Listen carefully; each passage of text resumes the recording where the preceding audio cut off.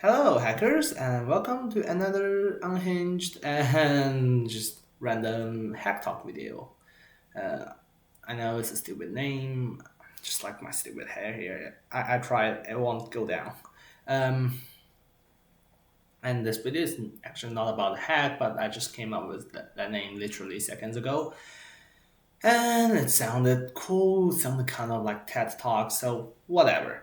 In this video, we're going to talk about the X16, or the Commander X16, also known as the 8-bit guy's dream computer.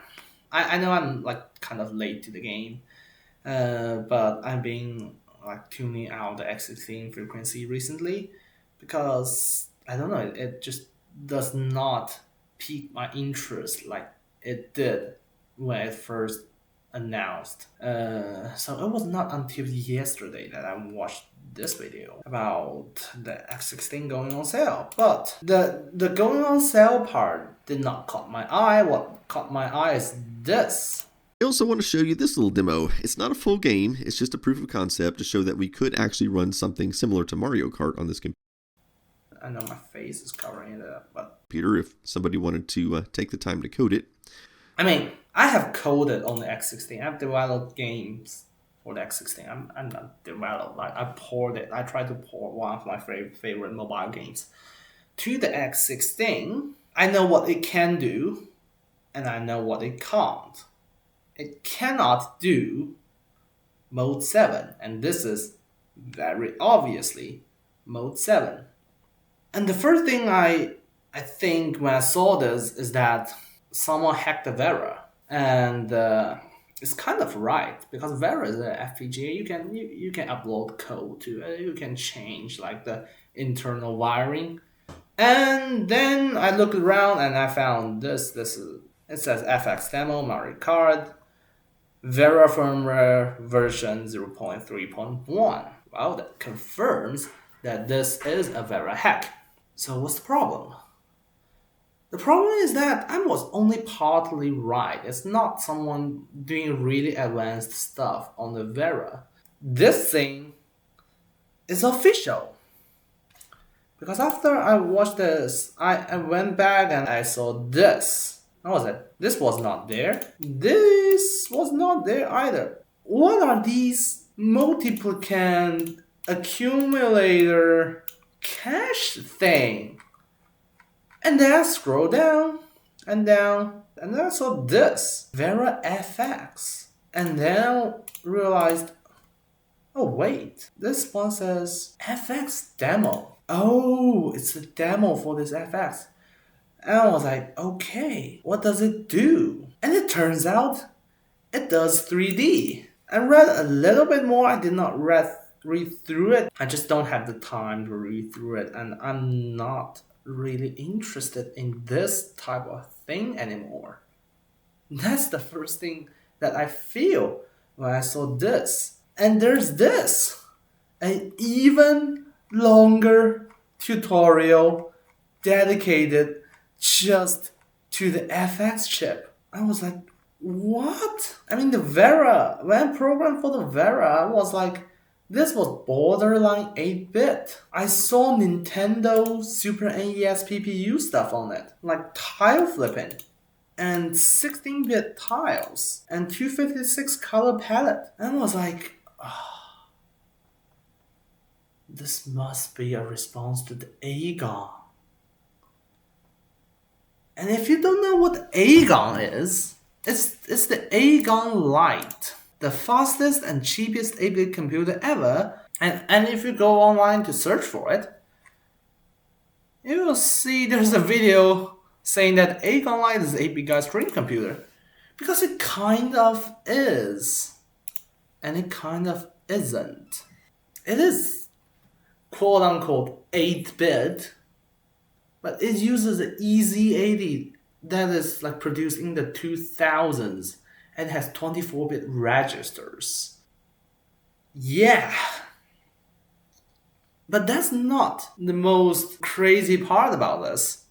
The craziest part about this is that the PPU or the graphics chip on this is an ESP32. This chip over here is an ESP32 Pico D4 for more details. Okay, it's an ESP32 Pico D4, and now let's search for it. It's like, I'm doing ESP32 Pico D4, and I got on the official website of Espressif. I ended up in this datasheet page.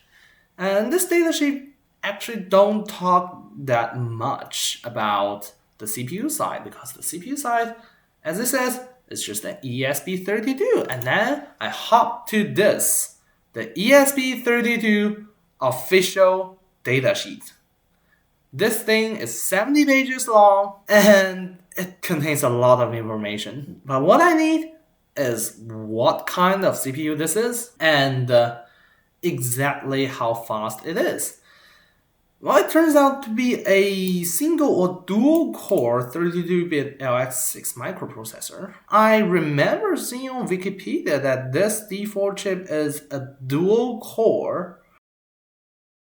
Yep, it is dual core. And this thing is a RISC with some DSP instructions that will do multiplication really fast. And that will actually benefit things like 3D. Let's just assume that one of the cores is strapped to keep bit banging the video out of the VGA port. I still got one core at 240 MHz, and it will run with 504.85 core mark. This is really convenient because if you're a bit tech savvy, you know that you don't compare CPU with core clocks because there's CISC and there's RISC, and saying that same clock RISC is just faster or slower than CISC is wrong.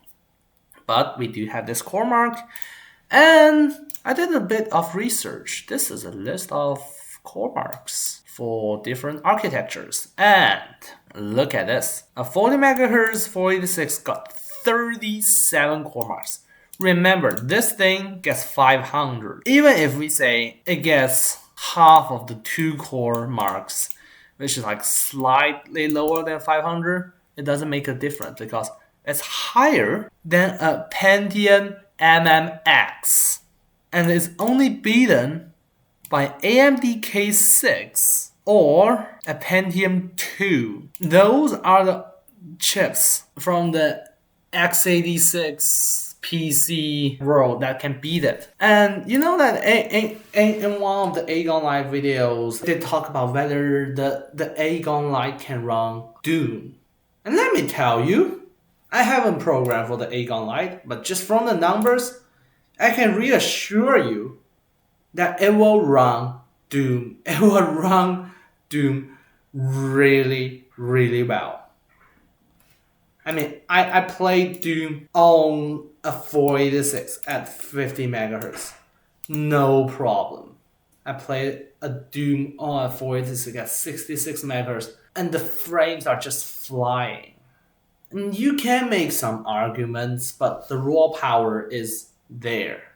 That's the argument that I want to make. And to me, simply, it becomes kind of pointless. If you consider the CPU that will absolutely destroy Doom and even reach Quake if someone decide to go for it, I bet there's something in that DSP instruction set that will run Quake really fast. I think that the Vera has already lost, and I think this is when they realize that, and when they try to mitigate this or something. But I don't think this is the correct way to go. And to understand why, we're going to talk about the Raspberry Pi Zero. Because why not, right? This is a Raspberry Zero 2W, aka your tiny $15 computer. This thing is $15. Now, I'm not going to be saying, okay, a Raspberry Pi Zero 2W is $15 and the X16 is selling for $300. It's not the point. The point is, this thing is $15. And if you look at it, it has quad-core A53, which is like 64-bit ARM v8. It has 64-bit ARM v8 on it. These things run at gigahertz. Look, this thing is clocked as 1 gigahertz and have 512 megabytes of SD-RAM. The point is here, there's no budget limit for your performance. With 2023 silicon, you can put anything in there that will give you much, much higher performance than either the Vera or even the Aegon Lite, and it will not increase your budget. My point here is that this is not a problem of engineering. This is not a problem of which team, whether it's Team Spectrum Next or Team Mega 65 or Team Aegon Lite or Team X16. It's not which team can produce the best architecture or the best graphics. This is not a game of engineering. With 2023 technology, you basically have unlimited performance budget. And this is a game of restraint. Your graphical performance is only restrained by the designer of the system. And this is what I call the modern retro arms race. It's basically, you have that feature, I'm going to have that feature.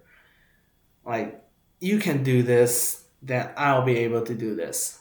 And I don't think it's really helping. I mean, yeah, you can do that, but what are the costs? You make your system harder to program by introducing a, 10-page documentation and a 60-page tutorial just to get a grasp of the features that your graphics chip offers. At this point, I would be better off programming for SNES. So, let's talk about the why. And that is important. The problem is, as much as I hate to say it, graphics sells machines. Sound sells machines. All these 8-bit systems have big dreams about being so accessible, about being booting to basic, being like easy to grasp an idea, easy to wrap your head around the architecture. They have this big claims of bringing back the accessible computing of the 80s. I don't remember what's the thing that's written on the Commodore 64 box, but it's somewhere around that. Welcome to the world of easy computing or something. They claim that they are bringing this back, but this does not sell the machine, and they know it. I've not been through those rivalries of the 80s of whether your Atari is better than my Amiga, whether an Apple II can beat a Commodore 64. I've not been through those. But I have been through a time when people compare the PCs. You've got a 2060, I've got a 2070, I've got a 3070, things like that. And for some of the people, it's part of the fun, right? It's part of, your computer can do that, but mine can do this. Can your computer do this? Yeah, it's part of the fun. But it also means that the computer winning will be the computer with the best graphics and the best sound and the best everything, even if those features are completely inaccessible to normal programmers. There's a saying in the car industry, wins on Sunday, sells on Monday. Does the F1 absolute greatest race car from a brand actually represent how good their everyday car is? Kind of. There's some technology that's used in both, But the real effect is the branding. For retro computing, it's about how awesome your demo scene, your demo community can do, how far you can push the limit of this machine, regardless how many hours you need to put into that thing to make it work. That's the thing that will sell a machine. And I think all those groups, all those developers know it. It's not like they don't care about us, like entry point programmers. It's that they know if Vera stayed the way that I knew it, it would be beaten in the market by the Aegon Lights and by the Spectrum Next and the Mega 65. The problem is you can't do that. The problem is sky's the limit. And the problem is there is a strong incentive to push everything towards that limit. But in the process, your machine kind of loses its soul. It kind of loses its original vision of being an accessible computer. So, at the end of this video, I'm going to talk about the illusion of control. Now, what is the illusion of control? It's a phrase that I invented myself. It's basically this phenomenon among the retro, or more specifically, the modern retro community, that if you can run BASIC on something, if you have an assembler for something, if it's a 6502 or a Z80, if it meets those criteria, it is a kind of like controllable machine. It is one of those machines that one single person can understand. I mean, you have to consider that even if this thing does not have an operating system, even if this thing is super simple in a way, if the graphics is too complicated, if the sound is too complicated, the distance between a beginner programmer and what they actually play, like the game developed by the professional demo scene programmer or even the commercial programmer, if there is any, it will be bigger and bigger the longer this arms race goes on. And people think of it as a good thing. People like this idea of a low skill floor and a high skill ceiling. But when you think about it from a programmer's perspective, one of the features, one of the attractive things about 8-bit computing is that minutes after you get your computer, you can program something that will look like the game you buy from stores. It will look like the game you see on magazines. There's this idea of a bedroom programmer. And really, literally, hundreds of games, or maybe thousands of games, commercially sold on the shelves back in the day, were programmed by these bedroom programmers. And this is an important part of the magic. I would argue that this is an essential part of magic, that you can be like the serious people, you can be like the professionals, you can be like the adults.